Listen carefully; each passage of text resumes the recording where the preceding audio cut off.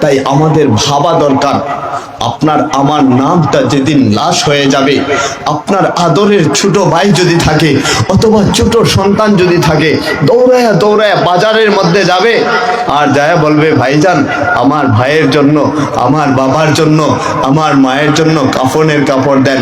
কাফনের কাপড়টা নিয়া বাড়ির দিকে যখন আসবে, ভাই বাড়ির আঙিনায় আপনার ছোট বোনটা অথবা আপনার ছোট সন্তান বাড়ির আঙিনা দিয়া দৌড়াতে থাকবে। লোকজন জিজ্ঞাসা করবে, দৌড়াও কেন? বাবা মারা গেছে, মা মারা গেছে, ভাই মারা গেছে।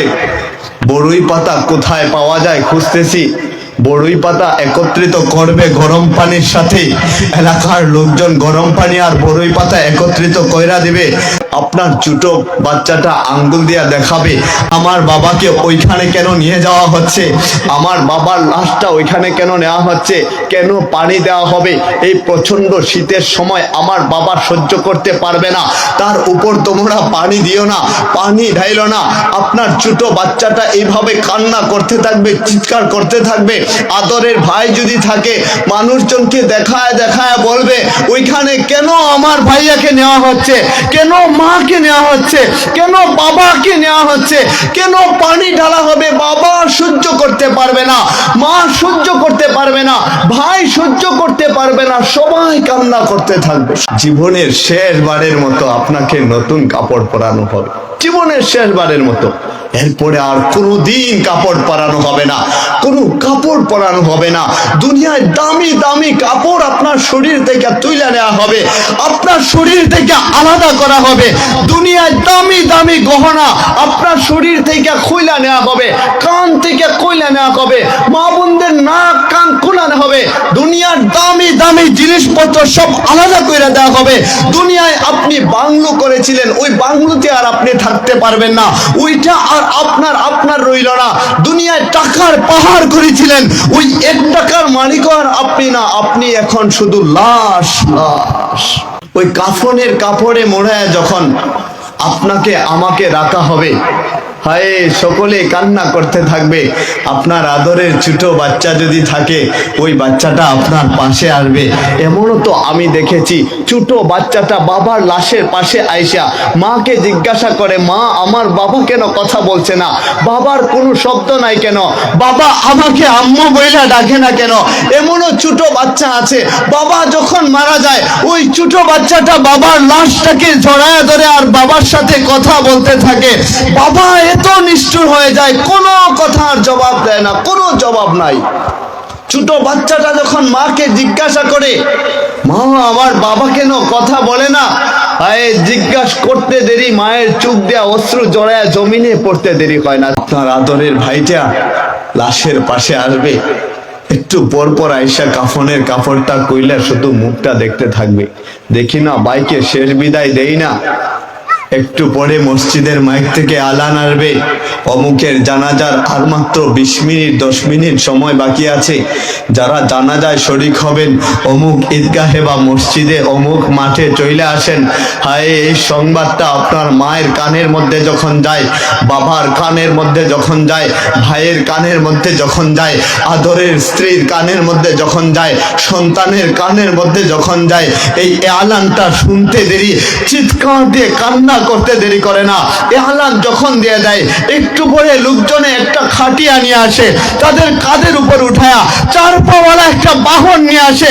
এমন একটা বাহন, যে বাহনের মধ্যে মানুষ কোনোদিন উঠে নাই, জীবনে একবার উঠবে, তাও নিজে উঠতে পারবে না, মানুষজন তাকে উঠাবে ওই বাহনে। ওই বাহনটা নিয়ে যখন আসা হবে, মা দরজার মধ্যে দাঁড়ায় থাকবে আর তাকায় দেখবে। ওই বাহনটা যখন দেখবে, মায়ের চোখের অশ্রুগুলা জমিনে জড়ায় পড়বে। বাবা যখন ওই বাহনটা দেখবে, বাবার চোখের অশ্রুগুলা জমিনে জড়ায় পড়বে। মা চিৎকার দিয়ে বলতে থাকবে, এই বাহন কেন নিয়ে আসছো, এই বাহন দিয়ে তোমরা কি করবা? আমার সন্তানটা একা কোনোদিন থাকে নাই, আমাকে না পাইলে সন্তান খাবার খায় না, ওই কবরে একা তোমরা কেমন ভাবে রাইখা আসতে পারো? এত নিষ্ঠুর তোমরা কিভাবে হয়ে গেলা? মা কান্না করবে, বাবা কান্না করবে, কিন্তু তাদেরকে ধাক্কা দিয়া আলাদা রুমে সরায়া আপনার আমার ওই কাফনের কাপড় সহ লাশটাকে ওই বাহনের উপর তোলা হবে। নিষ্ঠুর হয়ে যাবে মানুষজন। বাহনের উপর তুইলা, 4 পাওয়ালা বাহন, 4 জন তো থাকবেই, আরো কয়েকজনও থাকবে। ওইখানের মধ্যে যখন কাঁধের উপর উঠায়া উঠায়া মাঠের দিকে নেওয়া হবে, হায় মানুষের কান্নার। সবারই তো আসবে এরকম। এখানে তো এমনও সন্তান আছেন, বাবার লাশটাকে নিজে কাঁধে কইরা কইরা ওই কবরে নামাইছেন, হয়তো মায়ের লাশটাকে নিজে কবরে নামাইছেন। আপনি আমিও ওই রকম হয়ে যাব। আপনার আমার আদরের বাচ্চাটা আপনাকে আমাকে ওই কাঁধে কইরা কইরা কবরের মধ্যে নামাবে আর চিৎকার দিয়ে কান্না করবে। মসজিদের মাইক থেকে আলান আসবে, জানাজার আর 5 মিনিট সময় বাকি আছে। মাঠের মধ্যে যখন লাশটাকে রাখা হবে, যদি নামাজের সময় হয়, নামাজের পরে ঘোষণা করবে জানাজা আছে, একটু জানাজায় শরীক হয়ে যায়, সোয়াব আছে শরীক হইলে। আপনার আত্মীয় স্বজনরা দৌড়ায়া দৌড়ায়া আসবে, আপনার বন্ধু বান্ধবরা আসবে, ভাই বোনেরা আসবে, এলাকার মানুষজন আসবে, চাচারা আসবে, দাদারা আসবে, চাচাতো ভাইয়েরা আসবে, ফুফাতো ভাইয়েরা আসবে। জীবনের শেষবারের মতো বিদায় দেওয়ার জন্য মানুষজন তাড়াহুড়া শুরু করে দিবে। মানুষজন আর রাখতে চায় না। দুনিয়ায় খালার বাড়িতে গেলে খালা বলে, বাবাজি আসলি তো অনেকদিন পরে, আরো 2টা দিন থাইকা যা না, বলে না? মামার বাড়িতে গেলে মামা বলে, আরো 1টা দিন থাইকা যা না, যাবি নে, তোর মাকে কল দেয়া বলবো না, যাবি নে পরে, বলে। কিন্তু আপনি যখন লাশ হয়ে যাবেন, কেউ তখন বলবে না, খালা তখন বলবে না যে 1 ঘন্টার জন্য লাশটাকে পাঠায় দাও, মামা তখন বলবে না আধা ঘন্টার জন্য আমাদের বাড়িতে পাঠায় দাও, চাচি তখন বলবে না 1 ঘন্টার জন্য লাশটাকে পাঠায় দেন না, খালা তখন বলবে না, ফুফা তখন বলবে না, ফুফু তখন বলবে না, ভাগনা তখন বলবে না, দুনিয়ার কোনো আপনজনই বলবে না। সবাই বলতে থাকবে জানাজা কয়টায় আর কখন দাফন করা হবে, কখন দাফন করা হবে। মানুষজন তাড়াহুড়া শুরু করে দিবে আমাদেরকে ওই কবরে পাঠানোর জন্য। ওই কবরে পাঠানোর জন্য মানুষ তাড়াহুড়া শুরু করে দিবে। কেউ বাঁশঝাড়ের মধ্যে যাবে বাঁশ নিয়ে আসার জন্য, কেউ কবর খোঁড়ার জন্য কোদালই তো বলেন আপনারা, কোদাল খুঁজবে, কবরটা খুঁড়বে, কেউ কবরটা দেখে আসবে। এবার যখন জানাজার জন্য সবাই রেডি, আপনার আত্মীয় স্বজনরা, আদরের ভাই যদি থাকে, ভাই দাঁড়ায় কান্না করবে আর আপনার কিছু সাফাই গাবে। সাফাই কোনো ঋণ পেয়ে থাকলে আমাদেরকে বলবেন, আমরা পরিশোধ করব। আপনার বাবা দাঁড়াবে, আপনার কিছু কথা বলবে, মাফ কইরা দিয়েন আমার সন্তানটাকে। জীবনের শেষ বিদায়ের সময় যখন বাবা কান্না করবে, চোখের পানি ঝরায়া ঝরায়া, আপনার সন্তান থাকলে সন্তান কান্না করবে, আমার বাবা চইলা গেছেন, বাবার কত স্মৃতিগুলা আমার মনে পড়ে যায়, কোন স্মৃতিগুলা আমি ভুলতে পারি না। বাবা আঙ্গুলে ধইরা ধইরা আমাকে হাঁটতেন, আমাকে নিয়ে যাইতেন, বাজারে নিয়ে যাইতেন, আমাকে আঙ্গুলে ধইরা ধইরা নদীর পাড়ে নিয়ে যাইতেন। আজকে ওই বাবা কবরের বাসিন্দা হয়েছেন। আমার বাবা যদি ভুল করে থাকে, আল্লাহর ওয়াস্তে আপনারা মাফ করে দিবেন, ক্ষমা করে দিবেন বলবে। সাফাই গাবে। এলাকার কিছু মুরব্বীগণ তখন দাঁড়ায়, তারাও সাফাই গাবে, তারাও শেষ বিদায় জানাবে।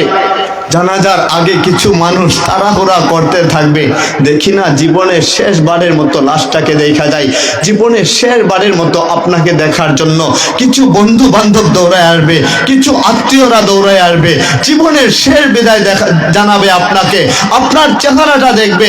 কেউ হয়তো চোখের পানি ফেলবে, কেউ বলবে ভালো ছিল, কেউ বলবে খারাপ ছিল, কেউ সুনাম বলবে, কেউ বদনাম বলবে। আর যখন জানাজাটা শেষ হয়ে যাবে, 4 জনে যখন ওই 4 পাওয়ালা বাহনের উপর আবার উঠাবে, আপনাকে কবরে নিয়ে যাওয়ার জন্য বাড়ির আঙিনা দিয়া নেওয়া হবে।